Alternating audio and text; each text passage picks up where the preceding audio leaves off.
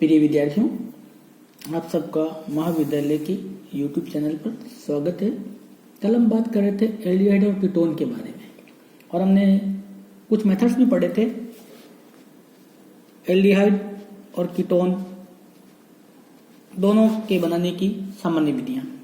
आज हम बात करेंगे एल्डिहाइड बनाने की कुछ विशेष विधियां जिनसे सिर्फ एल्डिहाइड ही बनाया जाता है। Few special methods for the preparations of aldehyde। केवल एल्डिहाइड बनाने की विधियां,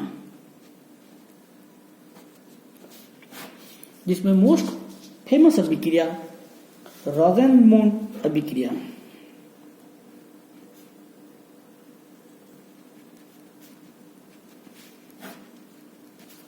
बहुत ही इंपॉर्टेंट अभिक्रिया है और बहुत सारे एग्जाम में पूछी गई है। या हम इसको ऐसे भी कह सकते हैं, synthesis of aldehyde from acid halide. अम्ल हैलाइडों से एल्डिहाइड का निर्माण या संश्लेषण।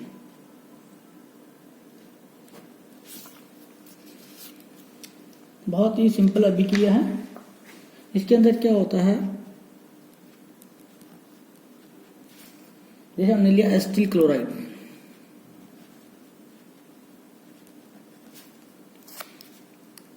इसकी रिएक्शन हमने हाइड्रोजन के साथ पैलेडियम और बेरियम सल्फेट की उपस्थिति में अपचयन कराया, तो हमें एसिटाल्डिहाइड प्राप्त हुआ। इसी प्रकार यदि हम बेंजोइल क्लोराइड लें, C6H5COCl, सेम रिएजेंट और रिडक्शन कराते हैं तो C6H5CHO प्लस HCl बेंजोएल्डिहाइड का फॉर्मेशन होता है।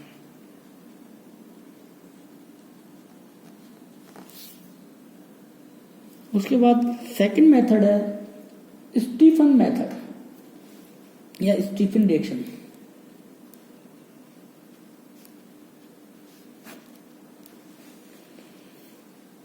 जब हम एल्किल या एल्डिसाइनाइडों का एक साथ अपचयन व जल अपघटन कराते हैं तो अभिक्रिया में इंटरमीडिएट के रूप में अमीनो क्लोराइड बनते हैं। साइनाइड को ईथर अथवा एस्टर में घोलकर उसका स्टेनस क्लोराइड व हाइड्रोक्लोरिक अम्ल के साथ रिडक्शन करवाने पर हमें एल्डिहाइड्स प्राप्त होते हैं। जैसे कि हमने लिया CH3C triple bond N, methyl cyanide लिया, इसकी रिएक्शन हमने कराई HCl के साथ, तो CH3C triple bond N H, एक साल्ट प्राप्त हुआ। इस साल्ट का आगे हम स्टेनस क्लोराइड और HCl की प्रेजेंस में अपचयन करवाकर उसका स्टीम डिस्टिलेशन करते हैं तो हमें इंटरमीडिएट प्राप्त होता है।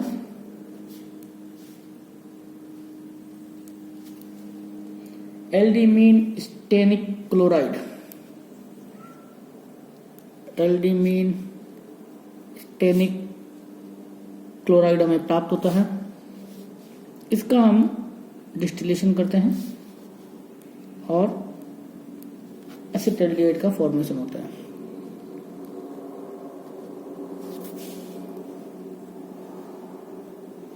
इसी प्रकार by the oxidation of alkyl benzene, third method जो है एल्किल बेंजीनों के ऑक्सीकरण से,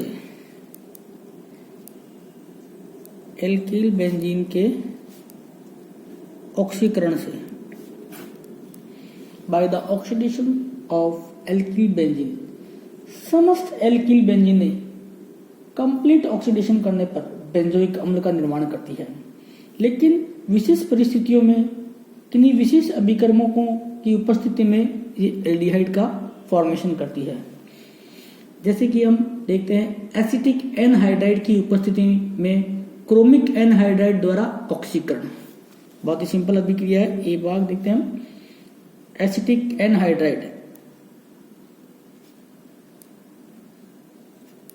एसिटिक एनहाइड्राइड की प्रेजेंस में chromic anhydride, chromic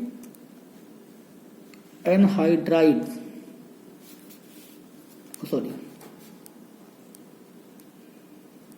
chromic anhydride द्वारा ऑक्सीडेशन। सिंपल मेथड है। जैसे लिया हमने टोलुइन, क्रोमिक एनहाइड्राइड और एसिटिक एनहाइड्राइड की प्रेजेंस में जब हम इसका ऑक्सीडेशन कराते हैं तो जल का एक अणु रिलीज होता है C6H5CH,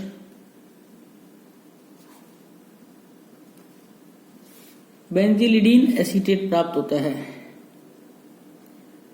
बेंजीलिडीन एसीटेट प्राप्त होता है, उसका हम आगे हाइड्रोलाइसिस कराते हैं एसिडिक मीडियम में, तो C6H5CHO प्लस 2 अणु एसिटिक एसिड के हमें प्राप्त होते हैं।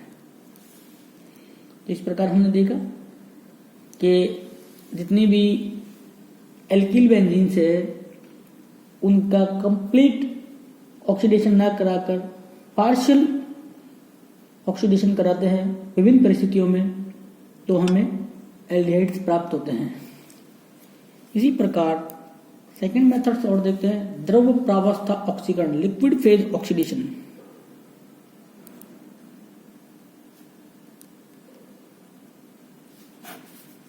लिक्विड फेज ऑक्सीडेशन में क्या होता है कि हमने ली टोलुइन, एल्किल बेंजीन ली, इसका हमने ऑक्सीडेशन कराया MnO2 की प्रेजेंस में, H2SO4 कंसंट्रेट 65% जो है, हीट किया, टेम्परेचर रखा लगभग 40 डिग्री सेंटीग्रेड, तो ऑक्सीडाइज हो जाता है C6H5CHO प्लस वाटर में और बेंजल्डिहाइड का फॉर्मेशन होता है। नेक्स्ट हम पढ़ेंगे एटार्ड अभिक्रिया, मोस्ट इंपोर्टेंट अभिक्रिया है, बहुत बार कंपटीशन में ये भी पूछी गई है। एटार्ड रिएक्शन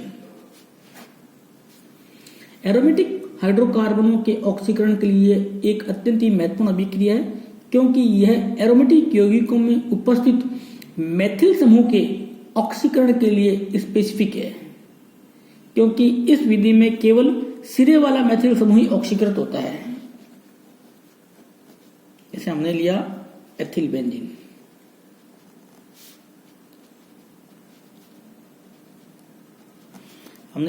बेंजीन, इसका हमने ऑक्सीडेशन कराया तो केवल सिरे वाला, सिरे वाला ही ऑक्सीडाइज होता है।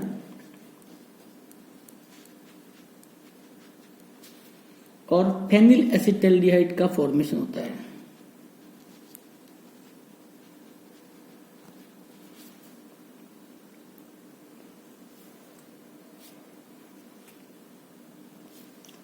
इसके बाद एक इंपॉर्टेंट अभिक्रिया और है, गटरमान कोच सिंथेसिस।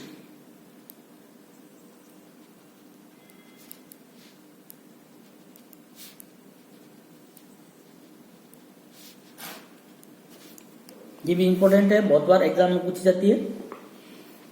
इस अभिक्रिया में उच्च दाब पर उत्प्रेरक की उपस्थिति में बेंजीन का फॉर्मुलेशन कार्बन मोनोऑक्साइड व HCl के साथ किया जाता है, जिसकी क्रिया विधि हम फिनॉल के अंदर पढ़ चुके हैं। बेंजीन लिया प्लस CO प्लस HCl, यहाँ कैटलिस्ट है, और C6H5CHO plus HCl।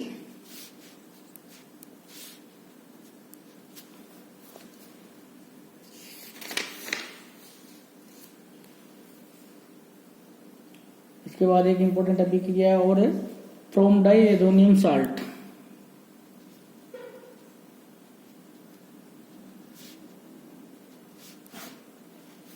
Diazonium salt से भी फॉर्मेल्डॉक्सिन की सहायता से बेंजाइड प्राप्त किया जाता है। C6H5N2 BDC हमने लिया, बेंजीन डाइएजोनियम क्लोराइड लिया, इसकी क्रिया हमने फॉर्मेल्डॉक्सिन HCH डबल बॉन्ड NOH के साथ कराई, -HCl minus nitrogen C6H5CS double bond NOH का फॉर्मेशन हुआ, इसका हमने हाइड्रोलाइसिस कराया और हमें C6H5CHO की प्राप्ति हुई बेंजाइड की। इसके बाद हम बात करेंगे स्पेसिफिक रिएक्शंस जो कीटोन बनाने के काम आती हैं।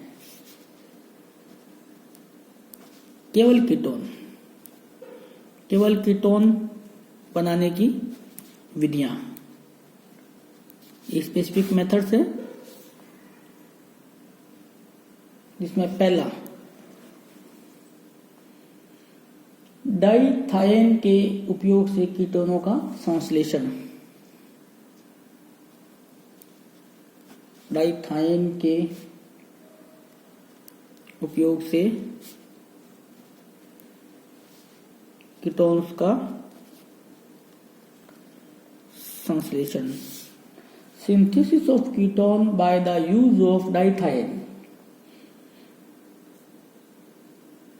इस विधि के द्वारा हम एल्डिहाइड से कीटोनों का संश्लेषण करते हैं। किसी एल्डिहाइड को यदि अम्ल उत्प्रेरक की उपस्थिति में 1,3-प्रोपेन डाइथायोल के साथ अभिकृत कराया जाता है तो 1,3-डाइथायन बनता है। बहुत ही सिंपल अभिक्रिया है। जैसे हमने कोई एल्डिहाइड लिया, इसकी क्रिया हमने CH2SH थायोल के साथ कराई, प्रोपेन 1,3-डाइथायोल, जिसको हम बोलते हैं एसिडिक मीडियम में अभिक्रिया कराई जाती है, तो ये HHO। तो हमारी अभिक्रिया में कुछ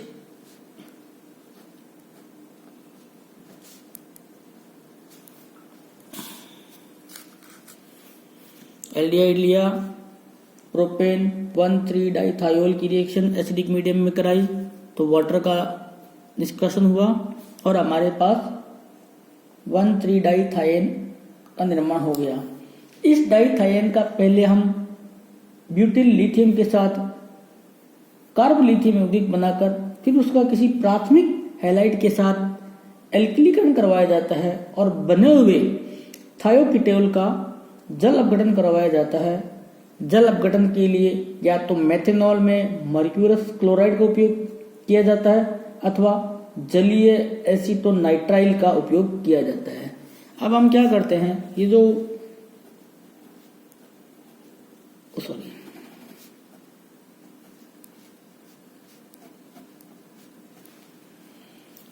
1,3-डाइथायन है, इसकी रिएक्शन हम करते हैं ब्यूटिल लिथियम के साथ और एक कार्ब लिथियम यौगिक का फॉर्मेशन करते हैं।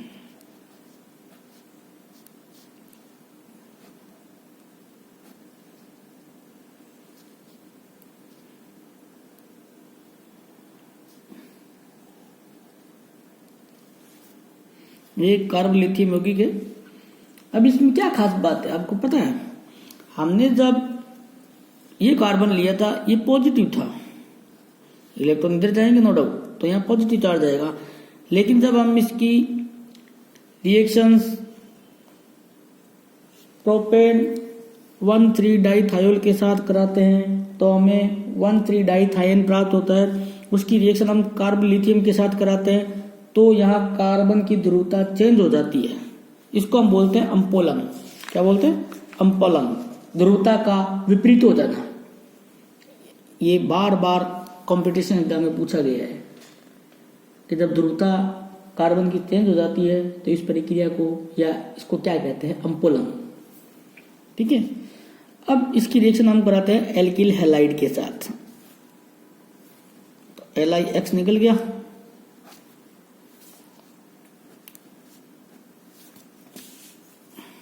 ये S, ये R, ये CH2, ये R'। अब हम क्या कराते हैं, इसका जल अपघटन कराते हैं H3Cl2 की प्रेजेंस में एथिल अल्कोहल के साथ। तो यहाँ से जल अपघटन हो जाता है और हमारा RC double bond O CH2 R' ketone प्राप्त होता है। साथ में हम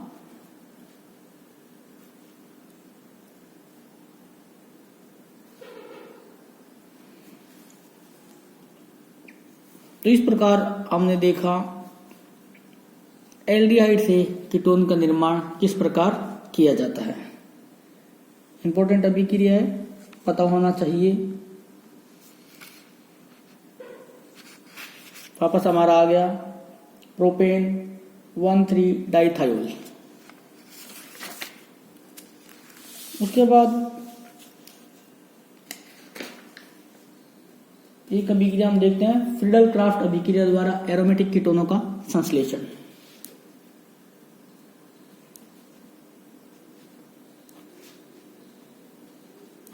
एरोमेटिक कीटोन बनाने का बहुत आसान तरीका है। इसमें क्या किया जाता है, जो बेंजीन है उसकी रिएक्शन हम एसिटिक एनहाइड्राइड के साथ कराते हैं। एनहाइड्रस एल्युमिनियम क्लोराइड की प्रेजेंस में, तो एसिटोफिनोन का फॉर्मेशन होता है। सिंपल अभिक्रिया है।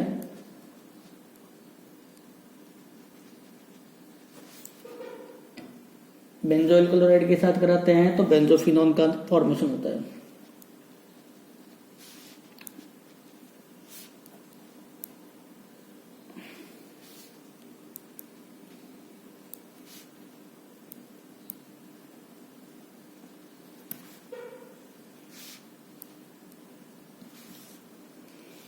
इस प्रकार हमने दोनों के मेथड्स पढ़े। पहले हमने पढ़े कॉमन मेथड्स जिसके द्वारा एल्डिहाइड और कीटोन दोनों का संश्लेषण कराया जा सकता है। उसके बाद हमने पढ़े केवल एल्डिहाइड बनाने की विधियां और लास्ट में हमने पढ़ा केवल कीटोन बनाने की विधियां। अब हम बात करते हैं इनकी प्रॉपर्टीज के बारे में। तो सबसे पहले तो प्रॉपर्टी में आता है कार्बोनिल समूह की प्रकृति।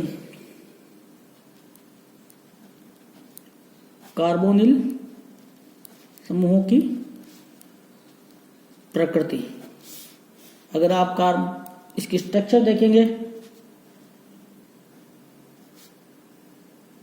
तो इस प्रकार की स्ट्रक्चर है। O पे डेल नेगेटिव चार्ज है और कार्बन पे डेल पॉजिटिव चार्ज है। कार्बोनिल समूह में एक कार्बन परमाणु द्विबंध द्वारा एक ऑक्सीजन परमाणु से जुड़ा हुआ है। आप सभी जानते हो ऑक्सीजन की जो इलेक्ट्रॉन एक्टिविटी होती है वह कार्बन से कहीं अधिक है। अतः दोनों के मध्य स्थित द्विबंध में इलेक्ट्रॉन युग्मों का आवेश घनत्व कार्बन की तुलना में ऑक्सीजन पर अधिक हो जाएगा। फलतः बंध में आयनिक गुण व अणु में पोलैरिटी आ जाएगी। तो पोल बन गए, एक पॉजिटिव एक नेगेटिव। कार्बोनिल बंध की इस ध्रुवता के कारण एल्डिहाइडों व कीटोनों के डाइपोल मोमेंट के मान बहुत अधिक होते हैं। जब पोलैरिटी आ गई इट्स मीन डाइपोल मोमेंट भी उनका अधिक हो जाएगा। इसके अतिरिक्त कार्बोनिल समूह में निम्न प्रकार का रेजोनेंस इफेक्ट भी पाया जाता है। अब देखिए किस प्रकार का पाया जाता है रेजोनेंस इफेक्ट। अगर आप कार्बोनिल की स्ट्रक्चर देखें, O की विद्युत घनत्व ज्यादा है तो इलेक्ट्रॉन ऑक्सीजन के ऊपर शिफ्ट, कार्बन पे पॉजिटिव चार्ज, O पे नेगेटिव चार्ज।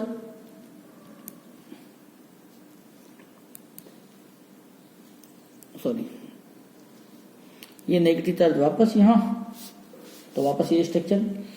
उपयुक्त प्रभाव के कारण कार्बन परमाणु पर इलेक्ट्रॉन डेफिशिएंसी अर्थात धनावेश आ जाता है। अतः सामान्य नाभिक नहीं इस पर आक्रमण करके नाभिक नहीं योगात्मक अभिक्रियाएं दे सकते हैं। तो पहली तो कंडीशन ये आ गई हमारे पास। कौन सी अभिक्रियाएं देते हैं? Nucleophilic addition reaction.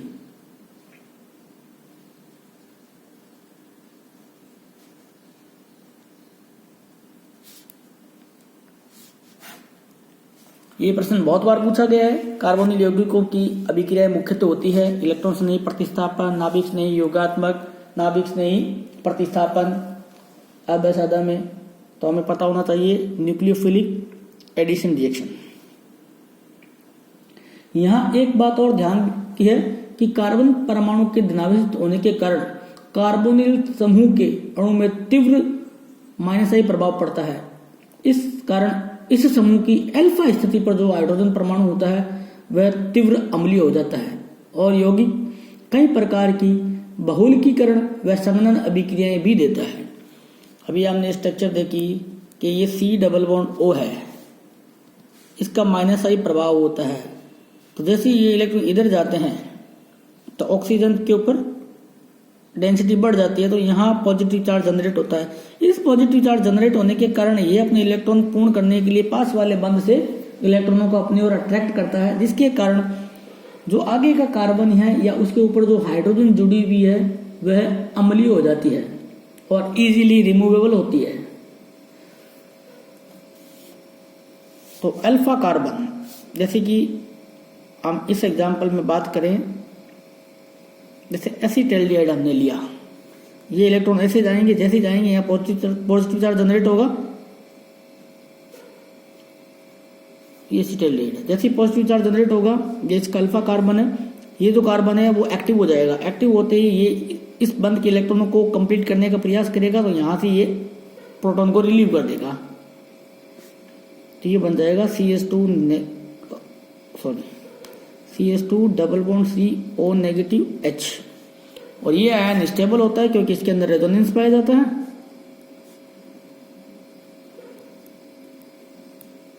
इस प्रकार प्रोटॉन इजीली दे देता है।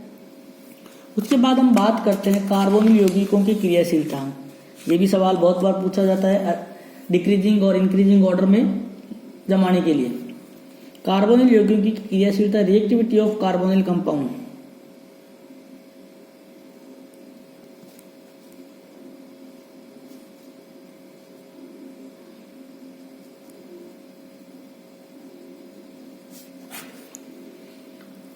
अब आप सभी जानते हो हमारे पास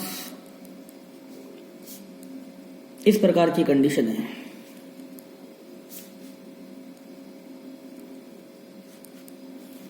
एसिटाल्डिहाइड, कीटोन और फॉर्मेल्डिहाइड। कार्बोनिल समूह की शेष दो संयोजकताओं के साथ यदि इलेक्ट्रॉन आकर्षी, ये जो दो संयोजकताएं हैं, क्योंकि हमारा स्ट्रक्चर तो एक्चुअल में ये है, हमने तो यहाँ लिखा है पहले से, यहाँ कोई -I वाला जुड़ा समूह, तो कार्बोनिल समूह वाले कार्बन की इलेक्ट्रॉन न्यूनता को और बढ़ा देंगे। ये भी इलेक्ट्रॉन इधर खींचने वाला, ये भी इलेक्ट्रॉन इधर खींचने वाला और ये भी इलेक्ट्रॉन इधर खींचने वाला, जिसके कारण यह कार्बन हाईली रिएक्टिव हो जाएगा। क्योंकि इलेक्ट्रॉन डेफिशिएंट हो गया है तेजी के साथ, तो हाईली रिएक्टिव हो जाएगा। इसका मतलब है इसकी जो स्टेबिलिटी है वह कम हो जाएगी, या यूं समझो कि इसकी रिएक्टिविटी बढ़ जाएगी। इसके विपरीत यदि कार्बोनिल समूह के साथ +I, अब हम ये मान के चलते हैं यहाँ +I और यहाँ भी +I वाला हो, तो जैसे ये इलेक्ट्रॉन खींचेगा, +I क्या करता है, इलेक्ट्रॉनों को धक्का देके इलेक्ट्रॉन डेंसिटी को कार्बन पर बढ़ाने का प्रयास करेगा। ये कार्बन डबल बॉन्ड हो, ये +I जो दो वैलेंसी थी वो ये है। अगर जैसे यहाँ +I जुड़ेंगे तो ये इलेक्ट्रॉन को इधर ले जाएगा, ले जाती क्या होगा, ये +I वाले क्या करेंगे, इस कार्बन के ऊपर इलेक्ट्रॉन डेंसिटी को बढ़ाने का प्रयास करेंगे, जिसके कारण उसकी रिएक्टिविटी थोड़ी कम हो जाएगी। अतः इसके आधार पर हमारी रिएक्टिविटी ऑर्डर इसमें देखते हैं। जैसे +I वाला एक ग्रुप जुड़ा हुआ है, मतलब रिएक्टिविटी थोड़ी ठीक है। इसमें +I वाले दो जुड़ गए तो रिएक्टिविटी थोड़ी कम हो गई। इसमें शून्य समूह है, हाइड्रोजन शून्य समूह माना जाता है, इसका मतलब इसकी रिएक्टिविटी सबसे ज्यादा है। तो क्रियाशीलता का क्रम क्या हो जाएगा, सबसे पहले तो आ जाएगा फॉर्मेल्डिहाइड, फिर आ जाएगा एसिटाल्डिहाइड और फिर आ जाएगा कीटोन।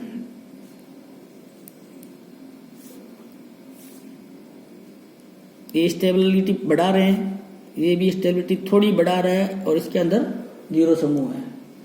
यदि हम एसिटाल्डिहाइड और क्लोरल की बात करें तो क्लोरल में क्या होता है, 3 क्लोरीन होते हैं, एक C होता है, ये H और ये C डबल बॉन्ड O। और एसिटाल्डिहाइड में क्या होता है, CH3 C double bond O H होता है। ये इलेक्ट्रॉन खींचने वाला, इसको थोड़ा खोल लेते हैं। ये 3 क्लोरीन है, इसको ऐसे लिखा है, ये इधर ले जाएगा और ये भी क्या है, खींचने वाले। तो हाईली रिएक्टिव, क्योंकि ये जो कार्बन है हाईली इलेक्ट्रॉन डेफिशिएंट हो चुका है, क्योंकि तीनों तरफ -I वाले ग्रुप जुड़े हुए हैं और इसके अंदर ये देने वाला है। तो इसका कार्बन जो है वह लेस रिएक्टिव हो जाएगा, क्योंकि कार्बन को इलेक्ट्रॉन घनत्व बढ़ाने के लिए +I ग्रुप जुड़ा हुआ है। उसके बाद हम बात करेंगे फिजिकल प्रॉपर्टीज की, भौतिक गुण।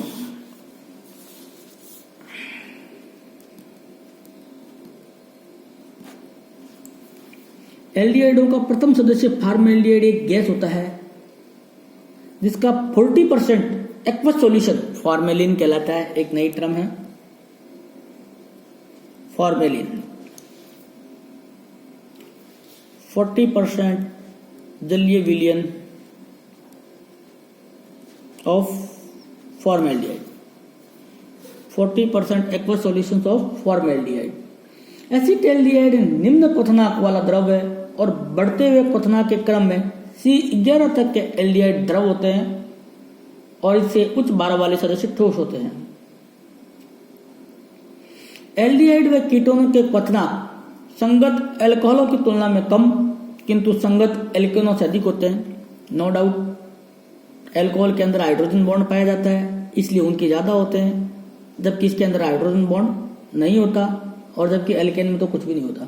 लेकिन इसके अंदर एक विशेष प्रकार का अंतराणुक अंतराणुक आकर्षण बल पाया जाता है जो एल्केनों में नहीं होता।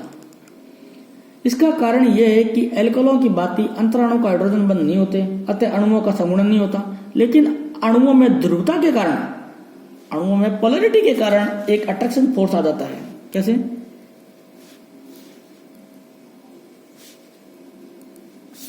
ये हाईली इलेक्ट्रोनेगेटिव है, ये इलेक्ट्रोपॉजिटिव है, ये इलेक्ट्रोपॉजिटिव है, ये इलेक्ट्रोनेगेटिव है, इलेक्ट्रोपॉजिटिव इलेक्ट्रोनेगेटिव, तो इनके बीच में एक पोलैरिटी अट्रैक्शन हो गया है जिसके कारण इनके अंदर संगुणन हो जाता है। निम्नतर यौगिक जल में विलयशील होते हैं जबकि अणुभार बढ़ने के साथ साथ विलयता कम होती जाती है। इसका कारण भी है कि निम्नतर कार्बन यौगिक जल के साथ हाइड्रेट बनाकर जल योजित हो जाते हैं, जबकि उच्चतर यौगिक एल्किल मूलक का आकार बड़ा होने के कारण ऐसा नहीं कर पाते हैं।